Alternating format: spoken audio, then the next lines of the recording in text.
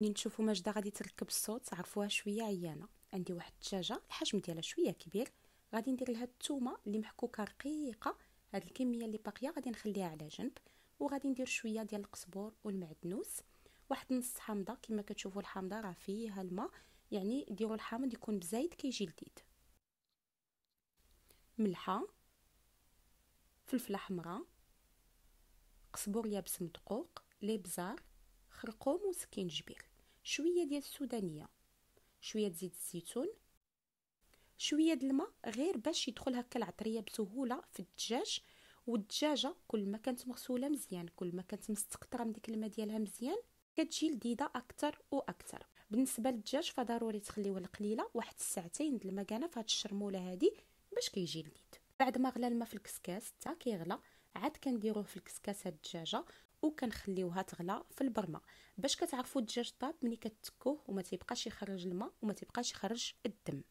عندي هنايا واحد الكميه ديال الرز اللي سلقته نص سلقه، شويه ديال الزيتون مقطع، شويه القزبور والمعدنوس، ثومه، الكبده سلقتها نص سلقه ديال الدجاج في ورقه الدرند واعشاب منسمه وهي سخونه، قطعتها ودرت عليها شويه ديال القزبور والمعدنوس باش يطيح منها الجهد ديالها. ملحه، سودانيه، لبزار، سكينجبير، فلفله حمراء وخرقوم، وهنا قزبور يابس مدقوق. غادي ندير شويه ديال زيت الزيتون، راه نفس العطريه اللي درت للدجاجه درتها للرز، ما عدا الكميه اللي هي قليله. غادي نخليه على جنب حتى طيب الدجاج، عاد نفور هذا الرز هذا.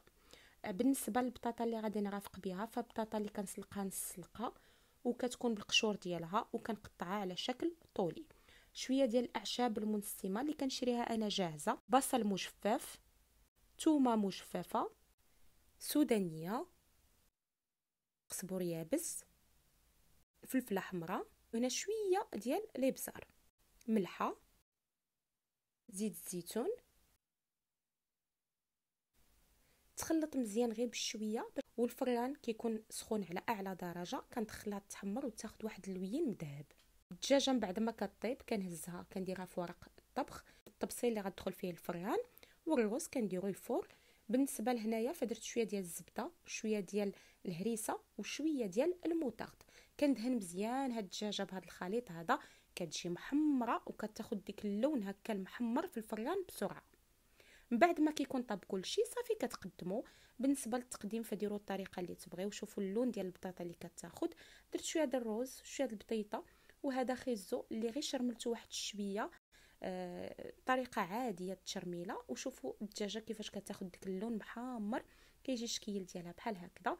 وبالصحه والراحه. شوفوها نتوما كتقطع طايبه زوينه زبده ومشرمله على حقه وطريقه.